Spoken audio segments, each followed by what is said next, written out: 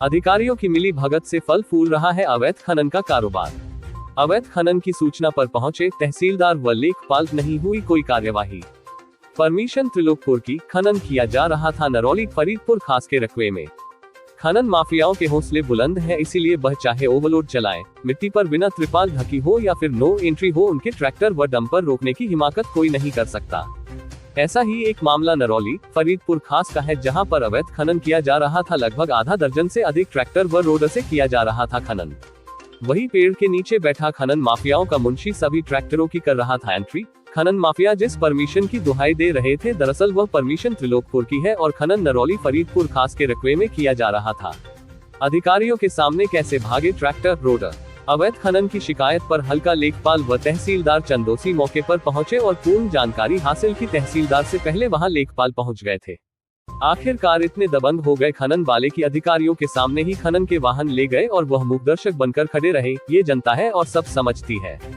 जिलाधिकारी के आदेशों को भी उड़ाया हवा में।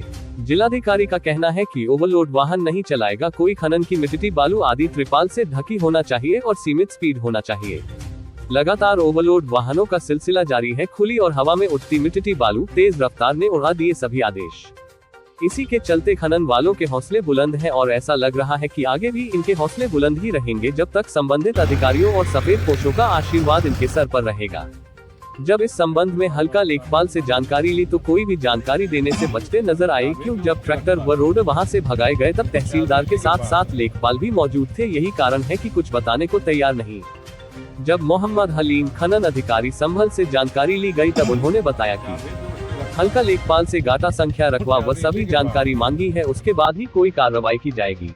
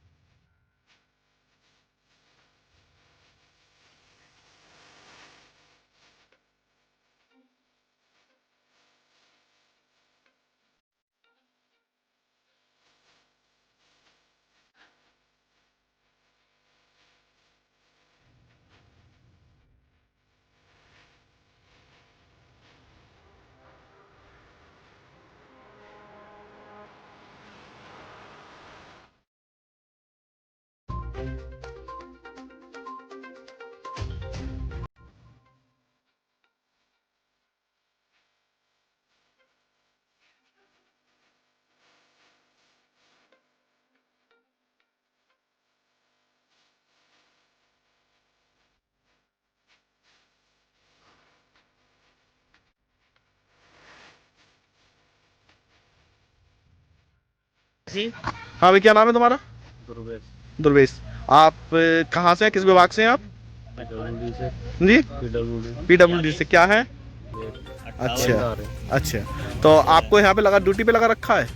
तो यहाँ पर जो ये शिकायत मिल रही है, गांव वाले जो ये शिकायत कर रहे हैं कि माल सही नहीं लगा रहे हैं और ये हैं, तो आप यहाँ पर क्या देख रहे हैं सर?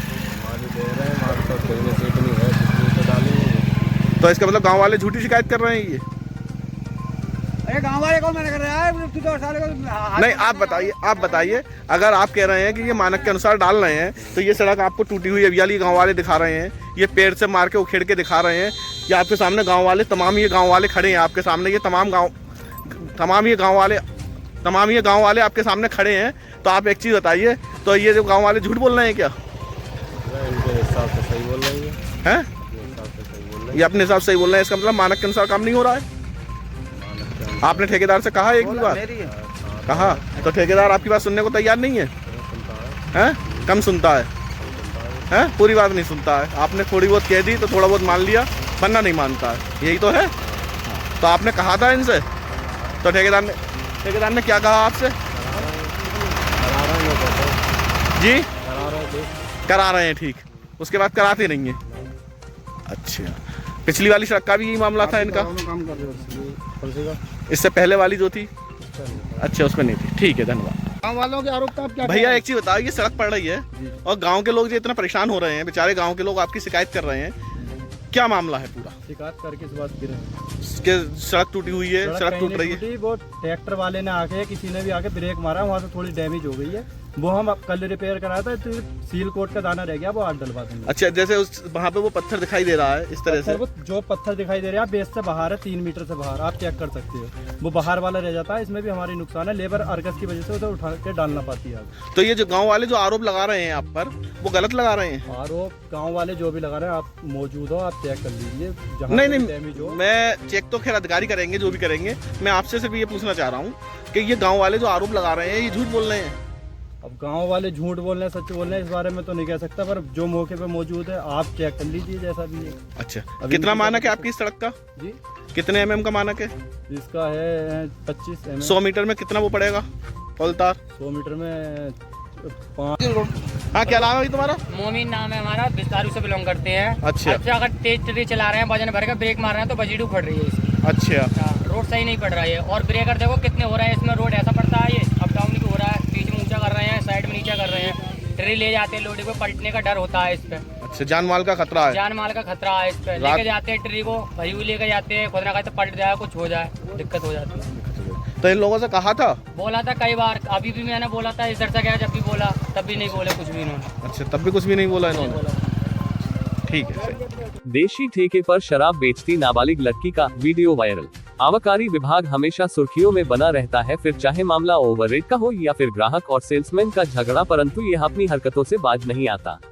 जी हां, चाहे ग्राहक कितनी भी शराब की दुकानों की शिकायत करे, परंतु आबकारी विभाग के द्वारा कोई कार्यवाही नहीं की जाती। उसका मुख्य कारण है ताज़ा आमदनी, इसी के चलते कोई कार्रवाई नहीं की जाती। इधर कार्रवाई उधर आमदनी बंद, कौन चाहेगा ऐसा? जनता का क्या, इन्हें तो शिकायत करने की आदत सी हो गई है। पूरा मामला थाना कैला देवी क्षेत्र के गांव चकरपुर का है, जहां सरकारी देशी शराब का ठेका है और उस ठेके पर लगभग 10 वर्ष की एक लड़की शराब बेच रही है, जो वायरल वीडियो में साफ साफ नजर आ रही है। जब इस संबंध में जिला आबकारी अधिकारी अनुपम राजन से बात की तो उन्होंने कहा कि यह एक गंभीर मामला है और नाबालिग लड़की से शराब बिकवाना कानूनी अपराध है, हम जांच कर कार्यवाही करेंगे। क्या नाम है आपका? राजकुमार। कहाँ के रहने वाले हैं? बसंतपुर टाड़ा। अच्छा, जो आपके द्वारा वीडियो ऑडियो वायरल की गई है, जी, क्या है पूरा मामला?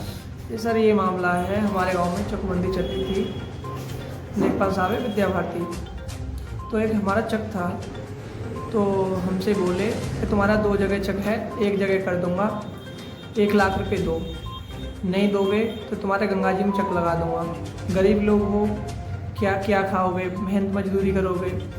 तो हमने उनके लिए 1 लाख रुपए दिया।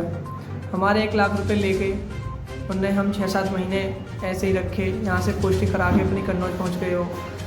अब एक दिन आए थे वो, तो बोले अपना फैसला कर ले, फिर वहाँ उपस्थित हुआ मैं, तो वो फैसले में मैंने कि साहब मेरे पूरे पैसे दो, तो मैंने 1 लाख रुपए मांगे तो वो भड़क गए। 1 लाख पैसे मांगने पे हमसे बोले कि 50,000 रुपये वापस पकड़ अपने, 50,000 रुपये उच्च अधिकारी के लिए पहुंच गए। मैंने कहा साहब मैं तो काम नहीं करा, तो मैं तो अपने पूरे 1 लाख दूंगा, कि साले मुझे जानता नहीं है, मैं बहुत बड़ा दबंग हूँ, तेरा इनकाउंटर करा दूंगा, और मैं कन्नौज से देख बगैर छुट्टी लिए हुआ आया हूँ यहाँ पे, और देख मेरी पावर देख, तू जानता नहीं है, मैं समाजवादी सरकार होती तो तुझे मैं घर से उठवा लेता, अभी मेरी पावर हट गई है, इसलिए तू मुझे धमको दिखा रहा है, नैसा जरा सा बच्चा मामूली।